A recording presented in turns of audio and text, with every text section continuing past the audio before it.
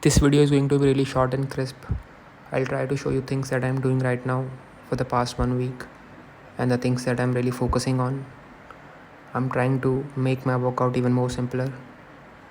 So the exercises that I'm doing right now, one of the few exercises that I saw somewhere, and it's one of those exercises that really helped me and is actually one of the best exercises that I've been doing for the past.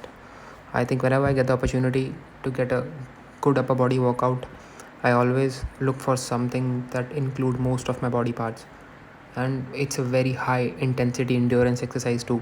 It involves your most of the upper body, mainly arms, your back, your core is highly engaged in it, and you don't even realize how strong this exercise can make you. It's a very difficult exercise and it takes a lot of strength, a lot of endurance, and a lot of calories. It burns a lot of calories. I always go for a 1 minute on and 1 minute off workout for around 10 to 15 minutes, 5 to 6 rounds, 1 minute with full power and 1 minute rest.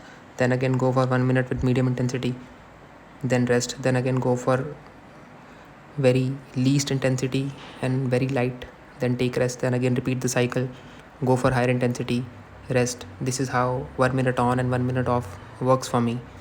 So this is something really high intensity, and mostly CrossFit athletes do these kind of workouts, and it's an interval training kind of thing. It's one of the best kind of workouts I've been doing, and it gets your body really going. All I'm trying to simulate is rowing exercises, and rowing is one of the best exercises for your upper body. It gives you a lot of strength and lots of endurance also.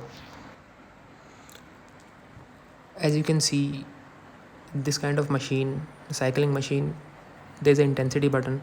You can actually increase the intensity, increase the resistance, and decrease the resistance. So I have the ability to vary my training to hard, to medium, and to light.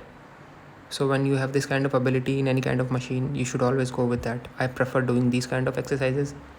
It's a very brutal kind of exercise, and once I go for very high intensity, then your body develops a very high amount of lactic acid. So I take the rest and again go for medium pace intensity. So by that I increase my lactic threshold.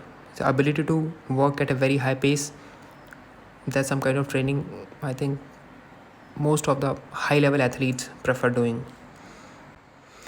And it's not boring at all. It's not at all boring.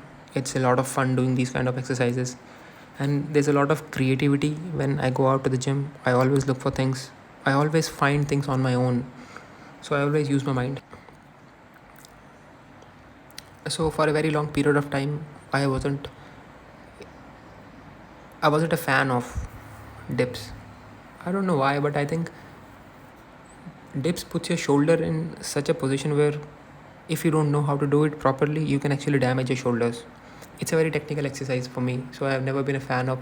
So the risk reward ratio isn't that good initially, but with time that I realize is that it's still much safer exercise than most of the weight training exercises. And if you have ever seen exercises of any of the weightlifters around the world, whether it's Indian or whether it's Chinese or whether it's Russian or any country's weightlifting training team, so dips and weighted dips is a very important part of their training. So this exercise is known as Turkish get-ups. Most of the grappling athletes, Brazilian jiu-jitsu athletes perform these Turkish get-ups. It's amazing for your shoulders strength and for longevity and also for your core strength. It's a great exercise. So this is one of my favorite exercises.